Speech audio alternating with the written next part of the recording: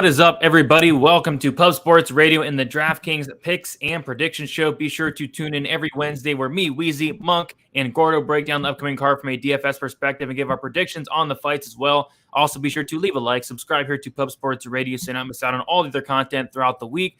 And as always, guys, we'll be going back and forth throughout the panel, giving our fight to target, our fight to fade, fighter to fade, favorite dog, favorite GPP play, favorite cash play, favorite value play, favorite dart throw. We'll go over our lineups for last week. We'll talk about our lineups for this week, and then we'll give our quick picks, answer any questions, then head out of here. So as you guys can see, we are missing Monk. Monk is sick. Monk, hopefully you feel better, but we still have Weezy and Gordo. We will start with you, Weezy. What is up? You looking forward to UFC Vegas 59? This is a wild card, man. Not really sure what to think of it betting-wise, but like this for DFS is just fantastic. Like, you know, you might think, oh, yeah, you know, hey, the Ghost Pepper's got a chance if he can just last 3 minutes. But if he doesn't last 3 minutes, McKinney's going to score 130 points. Well, have them both. Put them in 100% of your lineups. It's one of those weeks where you can target certain fights rather more than certain fighters and just target the fights that are going to be the highest upside fights. And it's only 12 fights on the card. There are ways to get different, but there's also a lot of ways to just stay in the pocket and like really shoot for the moon. Really interesting card to break down from a DFS perspective. Absolutely. I think there are a lot of great fights to target, and we will definitely talk about some of them. Gordo, what is up? You looking forward to the card this week?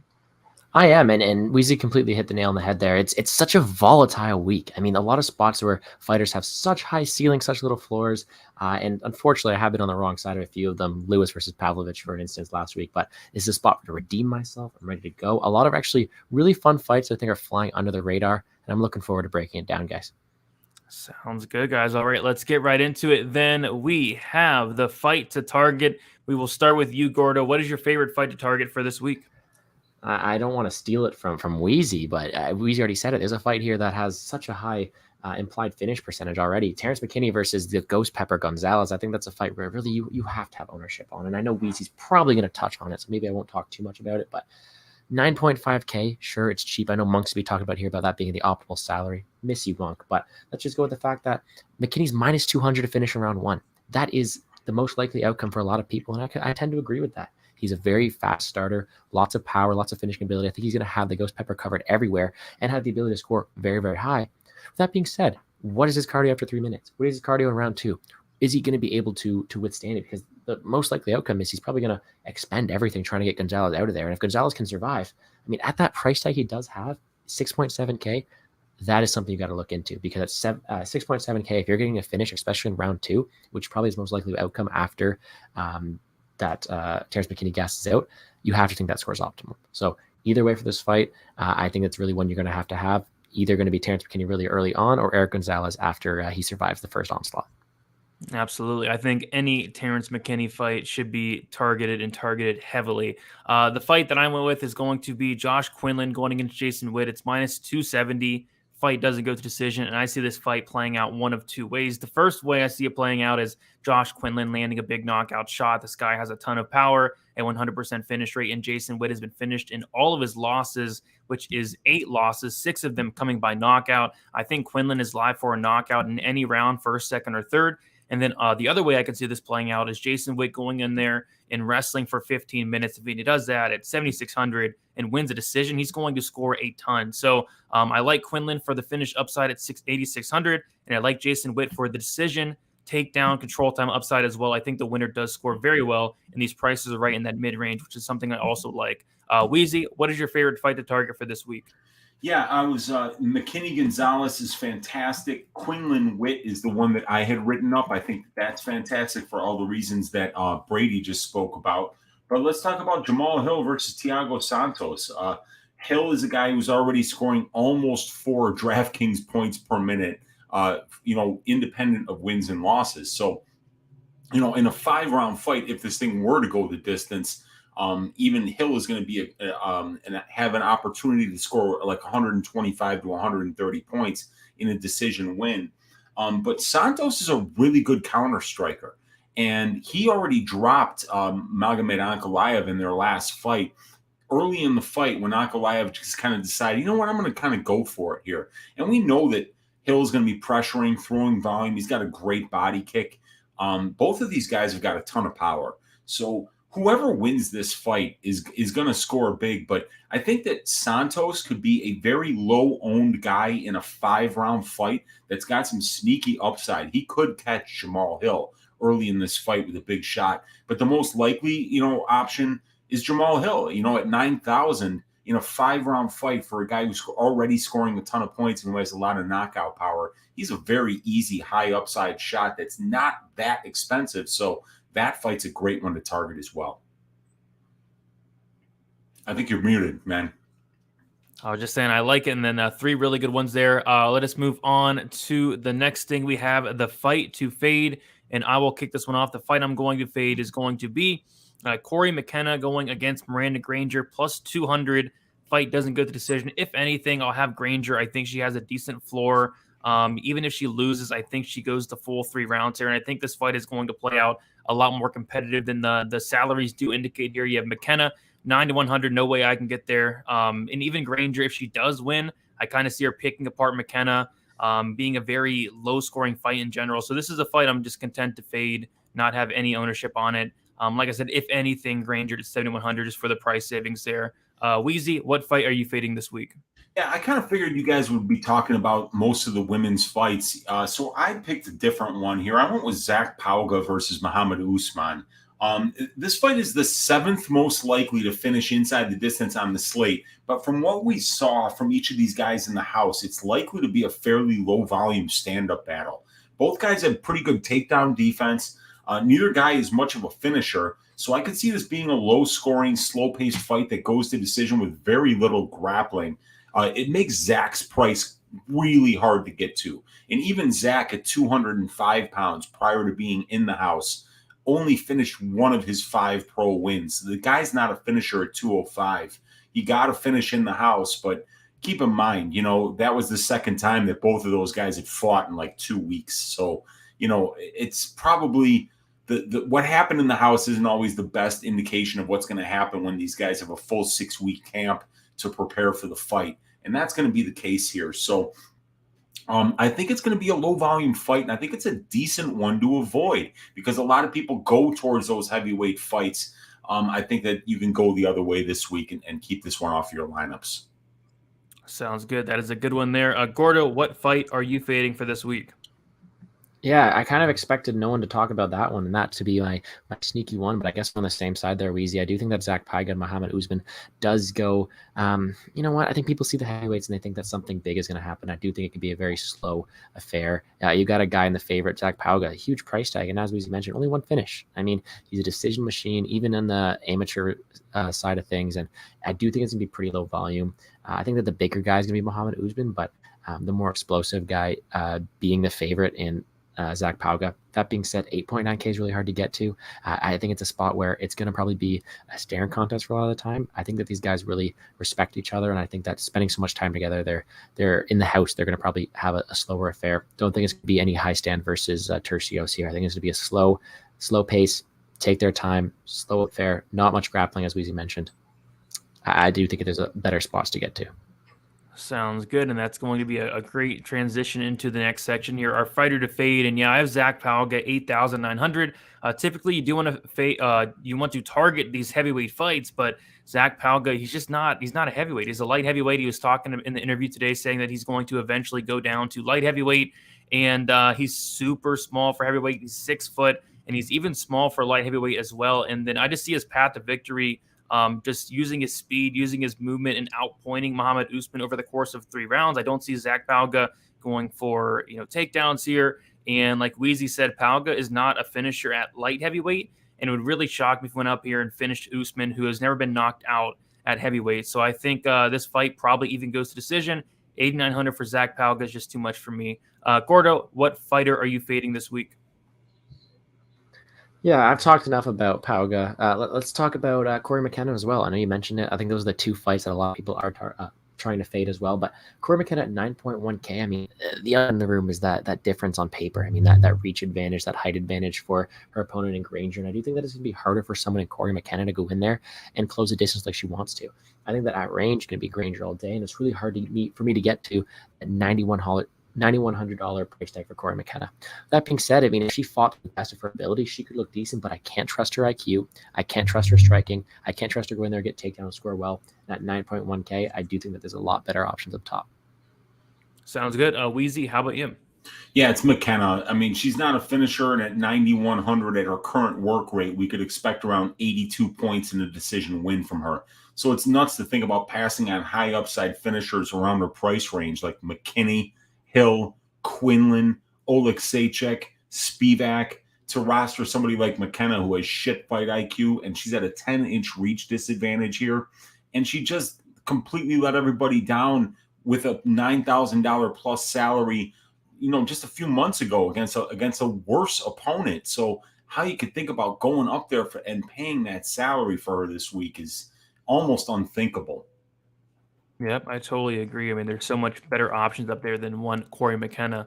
All right, let us move on to the favorite dog, and this was one I was really struggling with because there are so many options, I think, but not really one I'm really in love with. So I'm curious to hear what you guys have to say. We'll start with you, Weezy. Who's your favorite dog this week?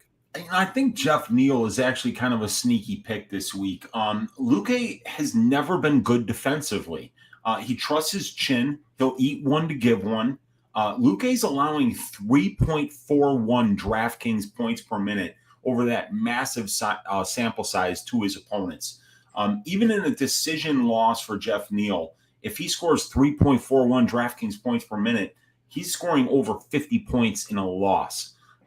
Neal's got a ton of power too, and is never at a deficit on the feet, in my opinion. I think he's live to score takedowns here in addition to that, because Luque's got poor takedown defense, and this guy gives up, a lot of minutes on the ground over the aggregate. So I think Neal's a great option to free up some salary this week. He's got power. He's got durability at this level. He's never been finished in the UFC. And I think that he's got some very sneaky grappling upside this week as well. If he goes that grappling path, if he shoots a takedown in each of the 3 rounds, he's got a good chance to win a decision here too.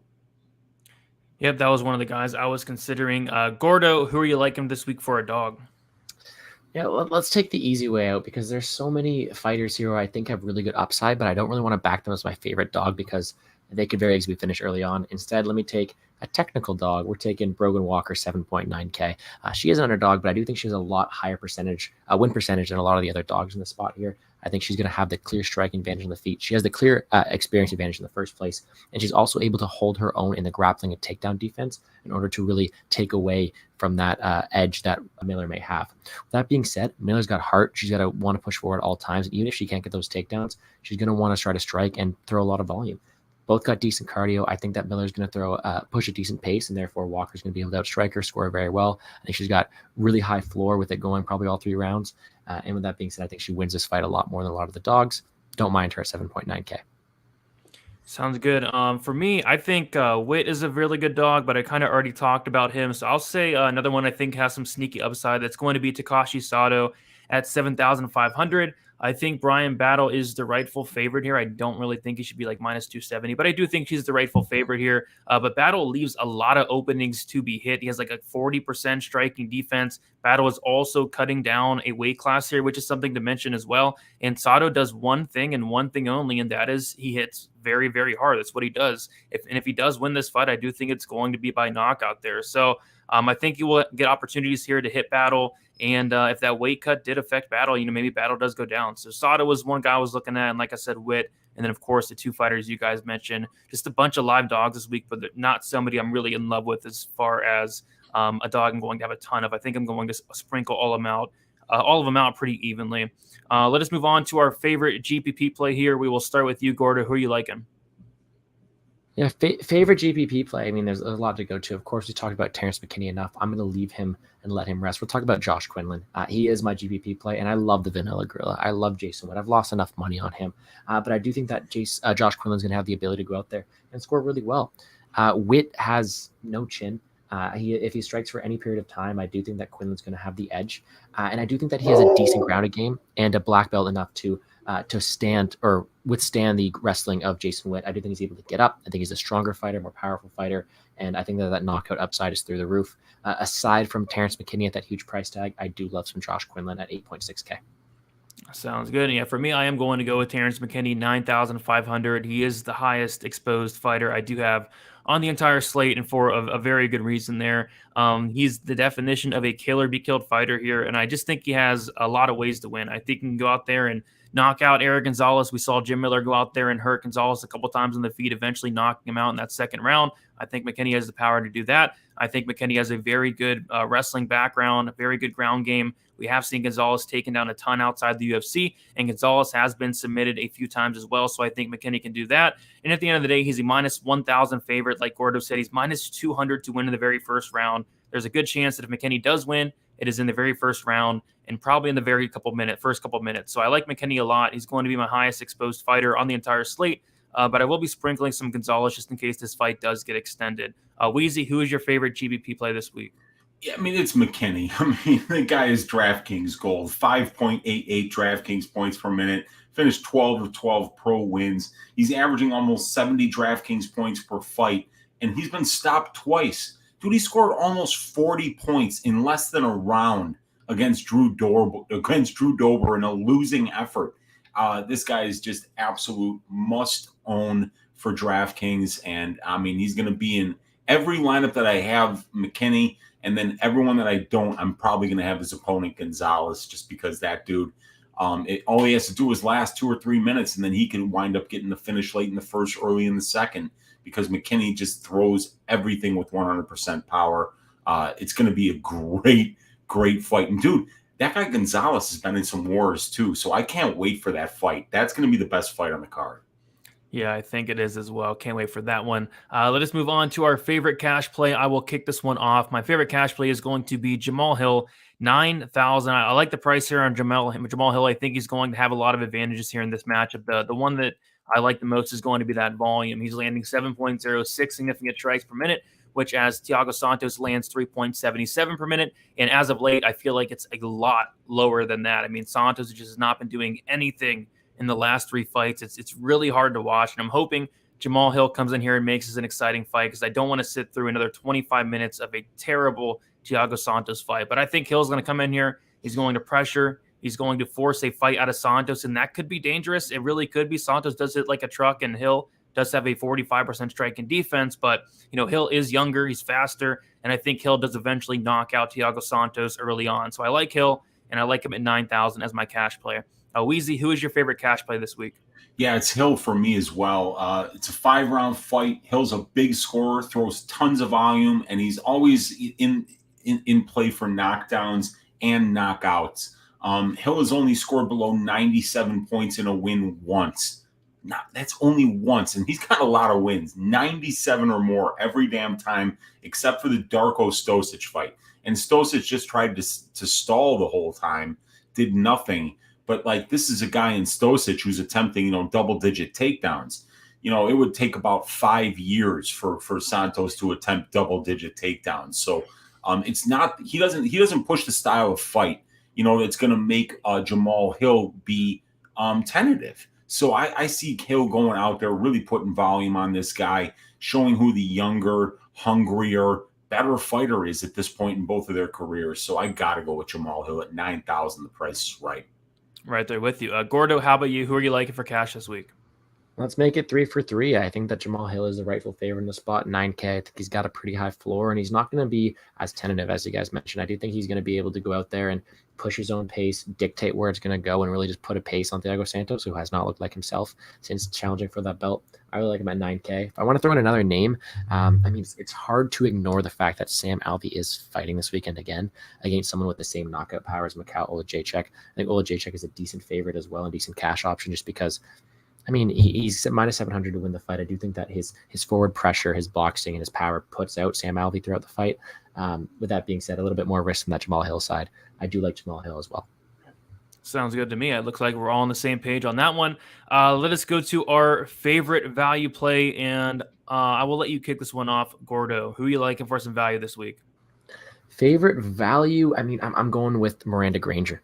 at 7.1K. I think she's got that huge edge in reach and height. And I do think she has the ability to win this fight at a lot higher clip than the money line does entail. I know Corey McKenna has those advantages on paper. I know she could win if she's fights the best of her ability, goes for those takedowns, and is able to win a better fight. But we saw last time that she doesn't always do that she struggles with range. And against a fighter who I don't think is as good as Miranda Granger, I think Miranda Granger is going to go out there, use her length, and really exceed that 7.1K price tag, especially in a win. I do think that her striking's better. Is just what version of Corey McKenna are we getting this week? But value 7.1K, I definitely do think it's there for Miranda Granger. Yep, and I went with Granger myself at 7,100. I do think this fight is going to play out a lot closer than those salaries do indicate. No reason for McKenna to be 9,100 here. And yeah, like you mentioned, Granger, much bigger, 10-inch reach advantage, the better striker. I think at the very least, she could lose a decision and still put up a good floor. So I like Miranda Granger for some value, especially from a cash game perspective. And I will be having her in my cash lineup as well. Weezy, who do you like for some value this week? Yeah, I mean, it's Granger. I mean, it's just, she just screams value. I mean, like, McKenna's really not finishing anybody at this level. And Granger's probably going the full 15 minutes here. She's only 7,100. And, and I mean, McKenna let everyone down as a minus 300 favorite. So I have no idea how she's like a minus 220 favorite in this fight. That makes no sense to me. But it's the fact that the line is there that we're getting somebody in Granger who's probably 50-50 to win this fight. Let's face it. I mean, I think if we sit there and we just talk about the stylistic matchup here, you're like, oh, McKenna's probably the better grappler. But I mean, if you sit there and you just say to yourself, you're honest with yourself, what's Corey McKenna's ceiling? At the 115-pound level in this division, she's always going to be the smaller fighter here. She's always going to be at a reach disadvantage. She didn't show great fight IQ. I mean, she showed actually abysmal fight IQ in her last fight, and her striking's really not any good. How the fuck is she? I don't get why she's this big of a favorite. So Granger is kind of like a free square. I'm not saying she's definitely winning the fight, but I'm just saying that 7,100, it frees up salary where you can get Terrence McKinney in there, you can get Josh Quinlan in there, and you can get Jamahal Hill in there. And between those three guys, you might be getting damn near 400 points if they all do what they're supposed to do. And then if Granger somehow pulls out a decision victory, you got a chance to be optimal. You got a chance to really make some money. So yeah, I think she's a great value option this week. Sounds good to me. Looks like Gordo, did we touch on you? I think we did. Okay. Yeah, we all kind of think that Granger is a good value play. All right, sounds terrifying. Good. 3 in a row. We have all the same lineups. Once again, let's see if we have the same dart throw. Weezy, we'll start with you. Who's your dart throw for this week? It's Eric Gonzalez. He's the cheapest fighter on the card, and McKinney has 2 to 3 minutes of gas. So if Gonzalez can survive the early storm, he could finish McKinney late in the first or in the second round. Gonzalez has been in wars before. If you don't have McKinney in your lineup, Gonzalez should be in there, not only to free up a bunch of salary so that you can get up to the other names up top, but to get a super low-owned guy. I mean, he's the biggest underdog on the card, so he's going to be very low-owned.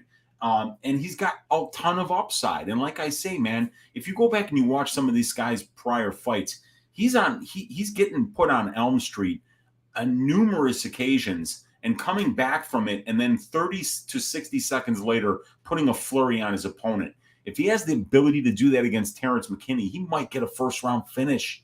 I mean, this fight is going to be an absolute war right from the start. And if Terrence McKinney doesn't get this guy out of there in the first 60 seconds, which is probably like a 50% chance that he does, you're going to be clenching your butt cheeks with Terrence McKinney tickets at minus 1,000, man. I can't wait for this fight. And I just have to point out that, McKinney does lose this fight. There are banana peel situations here. 15 out of 100 times? Dude, those 15 out of 100 times, 100% of the time, fucking Gonzalez is optimal if he wins this fight. Yep, absolutely. And by the way, McKinney, I told you this like early in the week, McKinney being minus 1,000 against anybody is just nuts. I mean, the guy at the end of the day is a killer be killed fighter and has been finished 4 times. So yeah, I think that is a perfect dart throw there. Gordo, who are you looking for a dart throw? I feel like there's a couple. There is definitely a couple, and I got a few options here, but let's go with Augusto Sakai, 7.4K. I do think that his win condition scores very well. You got his opponent, Sergey Spivak, who's been knocked out in 2 of his 3 losses and early on. I think that the win condition for Augusto Sakai scores very well, and I think that he's actually going to go a bit overlooked this week. I know that Spivak is going to have that ground advantage. There's no question about it, but I do think that the first round finish is over the table. The guy has power early on, and it's not like Spivak hasn't been knocked out before. Augusto Sakai, 7.4K. That is my dart throw. Sounds good. And yeah, those are good ones. I think Santos is a good dart throw as well. The dart throw I'm actually going to give out is Mohammed Usman at 7,300. The reason being is he's actually a heavyweight and Pauga's not. I think Usman's going to have the size advantage here. And again, Pauga is not a finisher, not even at the light heavyweight division. I'd be shocked if he went up there and finished. Usman was the first one to knock him out. And I'm not a big fan of Mohammed Usman. I don't think he's great. But if there is a finish in this fight, I actually think it comes from the Usman side. He is a finisher. He has finished, I think, all but 1 or all but 2 of his wins. And nobody's going to play him, I don't think, at 7,300. So at the end of the day, this is a heavyweight fight. Heavyweight fights are typically something you want to look at. And Mohammed Usman is the real heavyweight here. So I don't hate him as a dart throw. I don't hate Santos as a dart throw. I don't hate Gonzalez as a dart throw. Sakai as the dart throw. Sato as a dart throw. I think there's a lot of dart throws this week. But I think we can move on, and we will be talking about our lineups for last week and see how we did. If anybody in the chat has any questions, put them in the chat, and we will get to them very shortly. But we're going to talk about the results from last week. I am pulling them up, and I have them. And in last place, we have Gordo, Michael Morales, 99, Orion Cozy, 82, Dontel Mays, 20, Derek Lewis, 1, Nega Mariani, 111, and then Rafael Alves, 25 for 341 DraftKings points. In third place, we have, it was very close. It was like less than 1 away. Weezy, third place. Morales, 99, Nunez, 153, Cozy, 82, Dontel Mays, 20, Garcia, 43, Anthony Smith, 9 for 408.76. And just above him in second place, Monk with Morales, 99, Moreno, 79, Semmelsberger, 51, Pavlovich, 131, Perez, 4, and then Garcia, 43 with 409.93. And then in first place, me, Morales, 99, Nunez, 153, Mays, 20, Pavlovich, 131, Kaikar, France, 29, and then Garcia, 43 for 477.63. And then we'll touch on the current standings. We are 26 cards in.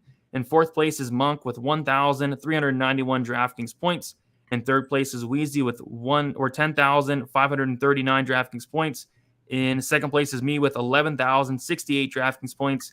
And then in first place is Gordo with 11,279 DraftKings points. I am 210 behind Gordo.